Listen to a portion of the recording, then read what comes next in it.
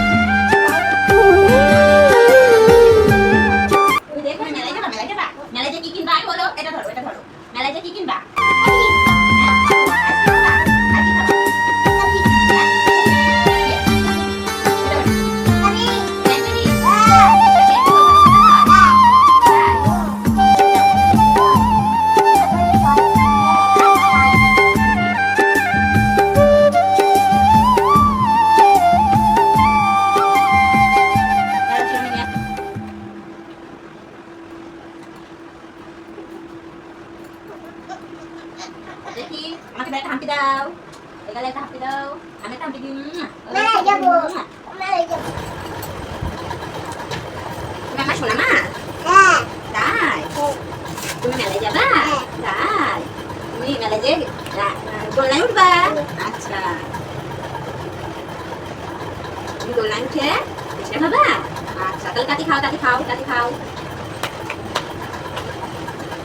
একটু খাবার দাও। হ্যাঁ, খাবার দাও। খাওয়াই দেবো? খাই না তো, ওটা ঠাকুর নামে দিতে হয়। হ্যাঁ, তুমি আমার কি হও? কেন যাও চলো। জল খাবা?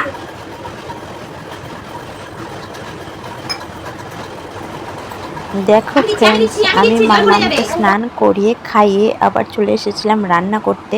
তো নিয়ে দুপুরবেলায় রান্না করলাম চিকেন, যে চিকেন নিয়ে এসেছিলো সে চিকেনটাই রান্না করছিলাম। তো রান্না করতে করতে তার মাঝে আবার চলে গেছিলাম মাম্মামকে ঘুম পাড়াতে। আর দেখো মাম্মামকে ঘুম পাড়ানো হয়ে গেছে আমার। তো মুখটা এখন একটু দেখো, যে ঘুমিয়ে পড়লে মনে হয় আর কিচ্ছু জানে না। আর সারাটা দিন কত দুষ্টুমি করে, যখন ঘুমিয়ে পড়ে তখন মুখটা দেখে খুব মায়া লাগে। দেখো এখন ঘুমিয়ে পড়েছে, মনে হচ্ছে কিচ্ছু জানে না। তো দেখো আমারও রান্নাটা হয়ে গেছে। আর রান্নাটা হয়ে যাওয়ার পরে আমি এক হাতে রান্নাঘরটাও সেই সাথে পরিষ্কার করে নিচ্ছিলাম। যে রান্নাঘরটা পরিষ্কার করে তারপরে আবার দেখো কী করি।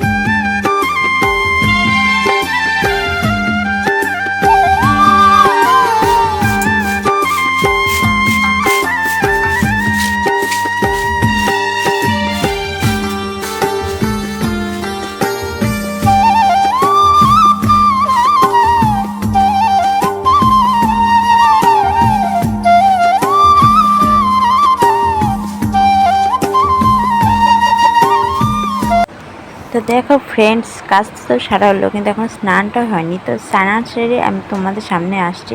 তো দেখো স্নানটাও আমার হয়ে গেছে, আর স্নান সেরে বসে পড়েছি দুপুরের খাবার খেতে। তো দেখো আজ দুপুরে তো মাংস রান্না করছি, সেটা তোমরা দেখেছো। তো দুপুরে মাংস আর ভাতটাই খাওয়া হয়েছে। তো তারপরে আমার বরমশাই আবার গাড়ির চাকাটা লিক হয়েছিল, তো টোটোর চাকা, সেটাই সারাতে নিয়ে যাবে দেখে চাকাটা ভালো করে পরিষ্কার করে ধুয়ে নিচ্ছিল। আর ছেলে পাশে দাঁড়িয়ে দাঁড়িয়ে তা দেখছিল। তো যাই হোক, ভিডিওটা আর বড় করলাম না। তো যদি আমার ভিডিওটা ভালো লেগে থাকে অবশ্যই তোমরা লাইক সাবস্ক্রাইব করে দিও আমার চ্যানেলটাকে। আর যদি এই ধরনের ব্লগ ভিডিও দেখতে চাও তো কমেন্টে অবশ্যই জানিও। যদি ভিডিওটা ভালো লাগে অবশ্যই লাইক করে দিও। Tata, by.